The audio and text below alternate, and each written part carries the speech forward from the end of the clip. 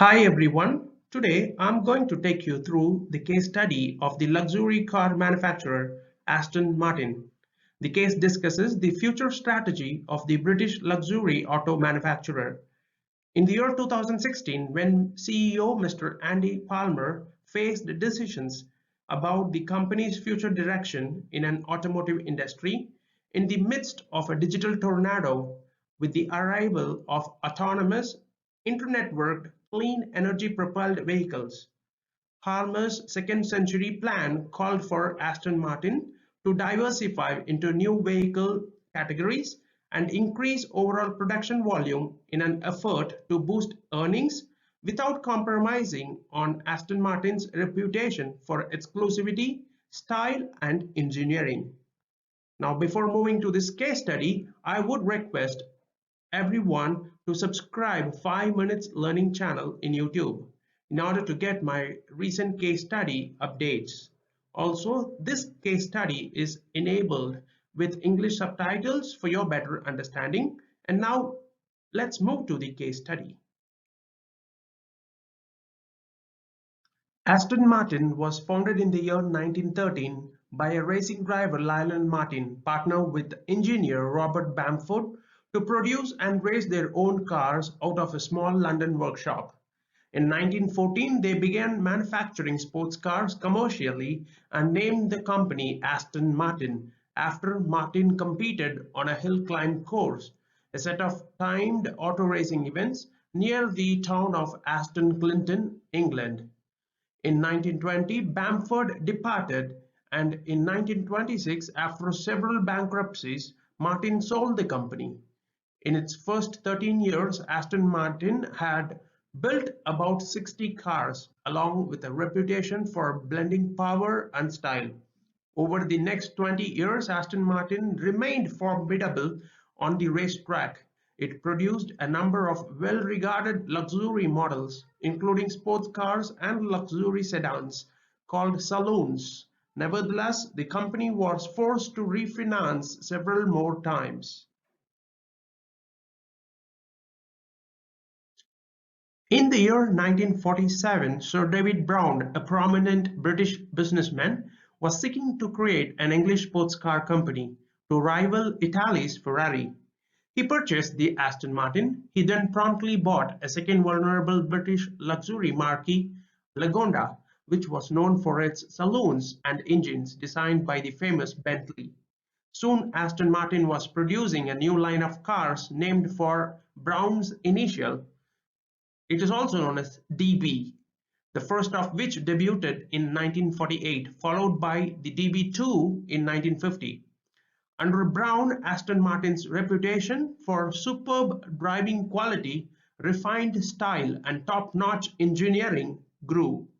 In 1963, the DB5 premiered, the first of Aston Martin car to feature all-aluminium engine and to display Aston Martin's budding expertise at using the lightweight material in place of steel. A total of 1,059 DB5 were built, and it came to be considered an iconic model. It was also the first Aston Martin to appear in James Bond film in 1964's Goldfinger. Despite the acclaim of its cars, Aston Martin consistently failed to break even, and so Brown sold the company in 1972.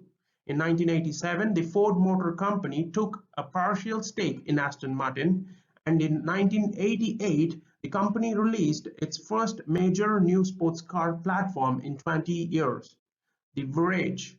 In 1993, Ford consolidated control of the company and revived the DB moniker with the debut of the DB7 platform. In 1995, Aston Martin set a company record by manufacturing 700 vehicles in a single year.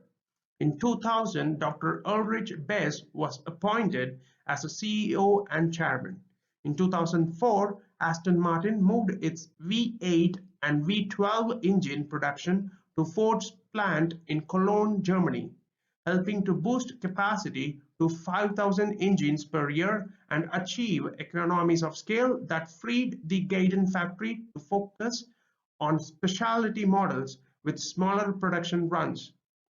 In the year March 2007, as a part of a series of disinvestments following its use to financing arranged by the US government, Ford sold all but 15% of its stake in Aston Martin. David Richards, a wealthy racing enthusiast and chief executive of ProDrive, paid $925 million for a controlling interest. Richards became chairman and Bess remained as a CEO. Under the leadership of autosports enthusiasts Mr. Richards and Bess, Aston Martin built on its legacy of cutting-edge design by focusing on racing and concept cars. Notwithstanding its image as a leader in luxury auto manufacturing, Aston Martin continued to struggle financially. In May 2013, Bess announced that he would retire the following year. His departure created further turmoil for a company that seeked to lack direction. In the year October 2014, Palmer stepped into the role of CEO.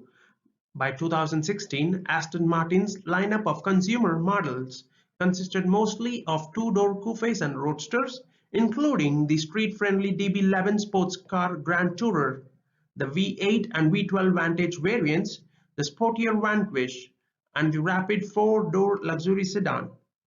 Aston Martin also marketed some models under the Lagonda marquee that had been revived in 2015 with the introduction of the Lagonda Tariff sedan, the first new Lagonda since the brand had been discontinued in the year 1989. Aston Martin was one of the world's most respected luxury brands. When Palmer arrived in 2014, notwithstanding the long gap since the DB9's release, Aston Martin was still a leader in body design and engineering. The company was expert at material sciences, crafting beautiful lightweight bodies using aluminum composites, carbon fiber, sheet molding, and other compounds. Aston Martin assembled its vehicles largely out of modular components acquired from Tier 1 suppliers or other auto manufacturers. Consumers had the opportunity to customize virtually every feature of their individual vehicles, from the specifics of the mechanical systems to the most detailed design features. Beginning with a particular model and variant, for example, either the V8 or V12 Vantage, customers used proprietary software at local dealership to start the process of designing their own unique Aston Martin. Most of the production process at the Gaydon facility were done by hand. Each vehicle took 220 hours to assemble compared to about 20 hours per unit to build standardized premium vehicles, such as top-end Land Rover. The only robo in the entire factory was the bonder, the machine used to perform the aluminum bonding process, which employees called James, as in bonder. Despite its strengths, Aston Martin suffered from weak earnings and organizational malaise when Palmer came on. "We skipped a generation after DB9," said CFO Mr. Mark Wilson. Early on, Palmer spearheaded organizational changes. "A cultural shift was needed," Mr. Wilson said. Although painful, personal cuts were deemed necessary. In the year 2014-15, Aston Martin reduced 295 positions, going from roughly 2,100 to 1,800 employees. Remaining employees, including about 1,100 in manufacturing, saw a 12-month pay freeze, which Aston Martin negotiated with the unions. Management was trimmed to reduce bureaucracy and flatten the organizational structure. Three axes reported to the CEO: planning, functions, and regions. Planning included development of new products from conceptualization and design through engineering. Functions included production as well as marketing, finance, IT, and others. The 6 regions includes China, Asia Pacific, Europe, the UK, the Americas, and Asia, Middle East, Africa, represented consumers and were charged with marketing and sales planning in their respective geographies. In all, the reorganization trimmed around £10 million in fixed cost from the annual budget and was expected to produce an additional £5 million in cost reduction through efficiency improvements.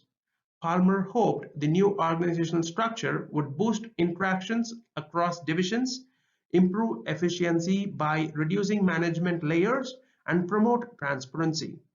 Increasing collaboration between design and engineering was especially important, so Palmer appointed Vehicle Line Executives (VLEs) to oversee each new development project. As Aston Martin entered its second 100 years, Palmer sought to generate excitement about Aston Martin's future. In particular, the Second Century Plan called for refreshing Aston Martin's lineup with new designs and upping production volume to increase earnings. The question was how to do it in a way that built on the automaker's history of luxury, while capitalizing on its traditional strength in design and engineering. One path would be to follow the example of rival Ferrari by remaining a pure-play luxury sports car company. Another possibility was to remain committed to sports car but move down market into the premium segment.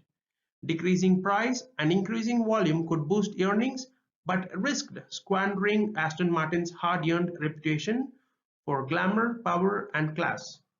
Historically, the company had carefully tended its exclusivity. Palmer and his team ultimately settled on a third option: to remain in the luxury segment while broadening Aston Martin's product portfolio to include vehicles beyond sports cars.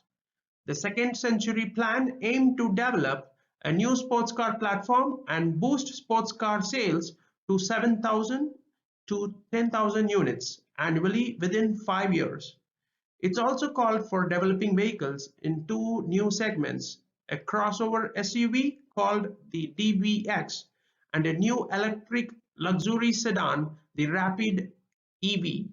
In order to increase capacity, the Second Century Plan also called for an $80 million investment in a new factory in Walls. Palmer had considered locating the new facility in the US state of Alabama, where the government had offered incentives to lure the company, but eventually opted to keep production in the UK. By 2020, the Second Century Plan aimed to raise production to around 15,000 vehicles annually, with projected EBITDA of £500 million. By the year 2016, even in the afterglow of the excitement of the DB11 premiere at the Geneva Motor Show, Palmer was worried whether Aston Martin's upcoming expansion into new product categories, its dramatic overall increase in production volume, and the planned incorporation of so much new technology into a new platform was the right strategy. It was hard to argue with the results of the competitor Ferrari's decision to remain a pure-play sports car company that derived extra revenue from its racing program and brand licensing. Also, they had recently came with an IPO which brought them a 10x to 13x EBITDA valuation. If Aston Martin get the DBX right, then other brand extensions comes easier, including the Rapid EV and racing vehicles. We look like Ferrari, but our scope is double. If we do DBX, it's the bigger game change ever, said Mr. Palmer in the show. Ferrari doesn't have a crossover, and if we get the DBX right, other brand extensions also come easier, including the Rapid EEV and the racing vehicles. Was selling 14,000 units per year, about half of which would be in segments other than the company's traditional heart and soul as a maker of high-performance luxury sports car. Is this the right approach? Or would it dilute the exclusive brand image of Aston Martin? These are the questions which was pondering in Mr. Palmer's mind. Thank you everyone for watching this video. See you soon with another interesting case study from a different industry altogether. Meanwhile, if you're interested in more such case studies, please visit 5 Minutes Learning channel in YouTube and please subscribe in order to get more such case studies.